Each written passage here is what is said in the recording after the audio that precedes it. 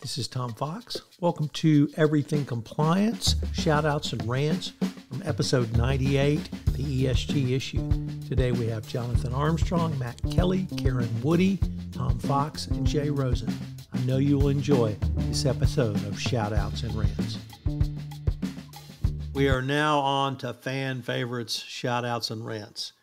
We're recording this on April Fools, so I've challenged the gang to incorporate April Fools somehow into your shout out and rant, but it can just be part of your rant or shout out. So same order, Jonathan Armstrong, what do you have for us for a shout out and or rant? Well, I've scoured many of the April Fool's jokes across here in the UK. I've even had a brief look at the Poisson d'Avril, because it is so called in France, but I don't find anything as amusing as some of the true stories that have come across my desk this morning. So I've tried to pick one, and I think the one that to me is simply the best is the role of Tina Turner in trying to advance the world of GDPR litigation. So what's GDPR got to do with it? Well, Tina Turner found out that there was a show advertised, Die Tina Turner Story, in Germany. And she said that people reasonably thought that she was going to schlep up on stage every night. But it wasn't her. It was a private chancer, a chancer for money, who was going to stand up on stage and interpret Tina Turner each night. So she tried to sue on a GDPR basis, saying that that was her image and her likeness in the posters, and she could issue a stop processing notice under GDPR. And the case has been through some subsidiary courts in Germany, right up to the Supreme Court, who've ruled against her. So she didn't win this time around, but I think the whole case is somewhat more bizarre than most of the April Fool's pranks I've seen this morning. Matt Kelly, for True Insiders, we're going to shout out to you on Twitter for that. But beyond your Twitter work today, what do you have for us in terms of a shout out or rant?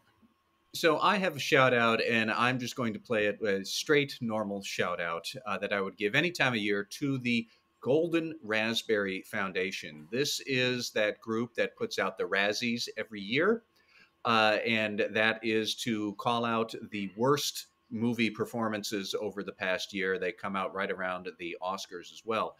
I am shouting out to how they have handled this sad news about Bruce Willis having to retire from acting because he has come down with aphasia, where he can no longer communicate very well or understand communicated words. So before that news about Bruce Willis came out, the Golden Raspberry Foundation had created a special category of worst performances by Bruce Willis in Bruce Willis movies, because they realized in 2021, Bruce Willis had 8 movies come out in 2021 in that year alone. And normally they would have worst actor in any film. And they decided that because of his prodigious output last year, he deserved his own worst performance by Bruce Willis in a film. And I guess that they thought the competition was fierce, but they announced the winner. I don't remember exactly which Bruce Willis movie won. And then several weeks later now comes out this news that Bruce Willis does have aphasia. That's not funny. And so they announced this morning that basically they realized this isn't funny. We are not going to mock him at all. And they have rescinded or canceled or whatever you might want to say, but they have withdrawn their worst award to Bruce Willis for a Bruce Willis movie because that's just not funny. Maybe his performance had been suffering because he has aphasia, and it's a terrible disease. So I wish him well. He had made many bad movies long before aphasia. My favorite worst Bruce Willis movie would probably be Hudson Hawk from way back when, in I think the 80s. But Bruce Willis has also done many good movies. He's entertained people a lot over the years. So I wish him well in his retirement and wish him good thoughts throughout this difficulty that he has. And congratulations to the Razzies for understanding how awkward this is and just falling down on their own sword and saying, we retract everything we've done here. That's not funny. Good for them. Karen, Woody, what do you have for us? I have also a bit of a straight shout out, though it involves a little bit of magic, which I guess could be maybe a stepsister to an April Fool's joke. But the reason I missed the last recording is because I found myself in a bit of a crowd at Harry Potter World. So my shout out is to the unbelievable roller coasters that are different from my childhood for sure. Some of the best rides I have ever been on. That definitely gets the shout out. The Hagrid's motorbike ride, which there is no fast pass for, so you are just going to be in it to win it for hours on end, winding your way through a makeshift, I don't know, Hogwarts castle. But then you get on a motorcycle. It actually looks like a motorcycle, and it is hands down the best ride I've ever seen. And it involves a lot of magic, but not as many fools, except for me, because I stood in line for 3 hours. Jay Rosen, what do you have for us? Well, first of all, I agree with Karen that the Harry Potter stuff at Universal is amazing.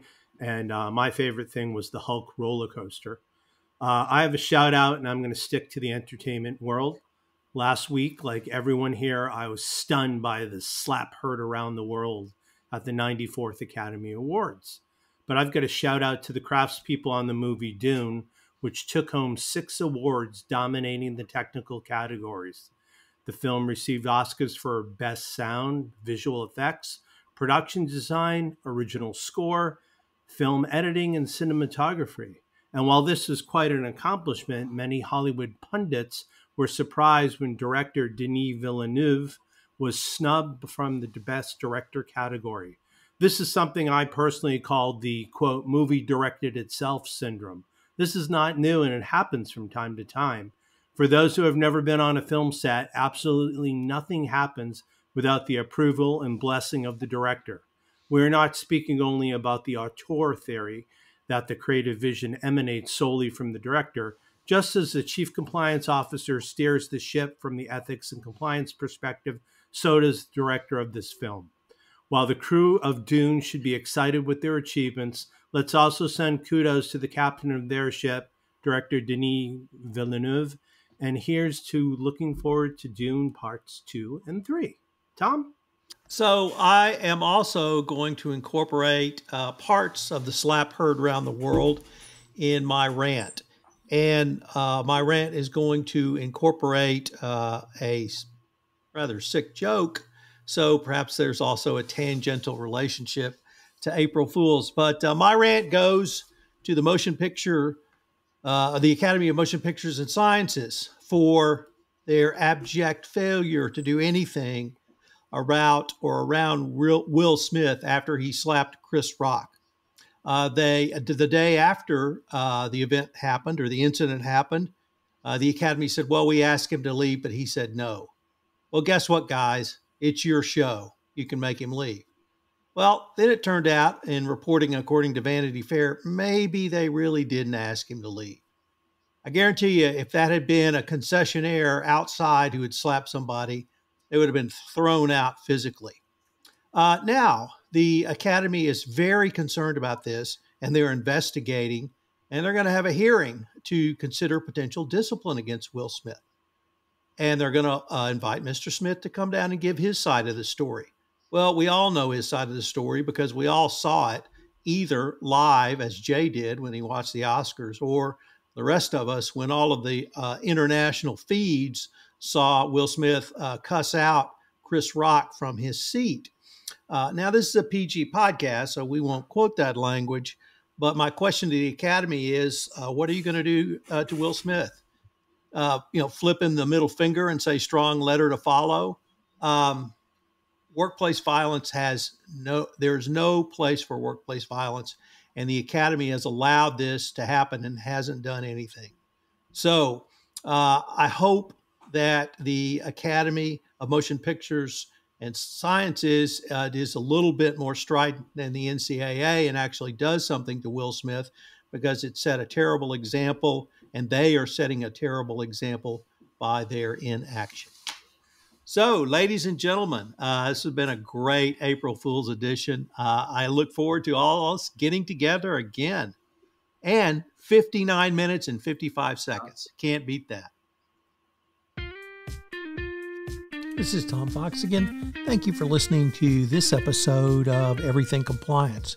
If you're interested in the Shoutouts and Rants as a separate podcast, we now have that available as well, so you can check that out. I'm extraordinarily pleased to announce a new 5-part podcast series on Taxman, the intersection of tax and compliance. If you've ever wondered about the role of tax in compliance, not simply tax compliance, but tax in compliance, this is the podcast series for you. I speak with noted tax expert Tracy Howe on a wide variety of issues such as tax and compliance, why tax needs a seat at the table, transfer pricing, supply chain, and other topics. I know you will find this podcast series very useful and actually entertaining. So please check out Taxman on the intersection of tax and compliance on the Compliance Podcast Network. Also, please check out my 5-part podcast series, Trial of the Century, the Enron Trial with Lauren Steffi, which premiered in January. You can find it on the Compliance Podcast Network, iTunes, or wherever great podcasts are hosted. Everything Compliance is a production of the Compliance Podcast Network. This is Tom Fox again. Thanks for listening to this episode of Everything Compliance, Shoutouts and Rants. I hope you will join me for the entire episode of Everything Compliance, which will post on Thursday, April 7th. The entire episode will deal with ESG from a variety of angles. It is one of the most informative episodes we've done recently, and I know you will enjoy it. Also, if you've not done so, I hope you will check out our 5-part series, Taxman on the Intersection of Tax and Compliance, which appeared on the Innovation and Compliance podcast. Everything Compliance, Shoutouts and Rants is a production of the Compliance Podcast Network.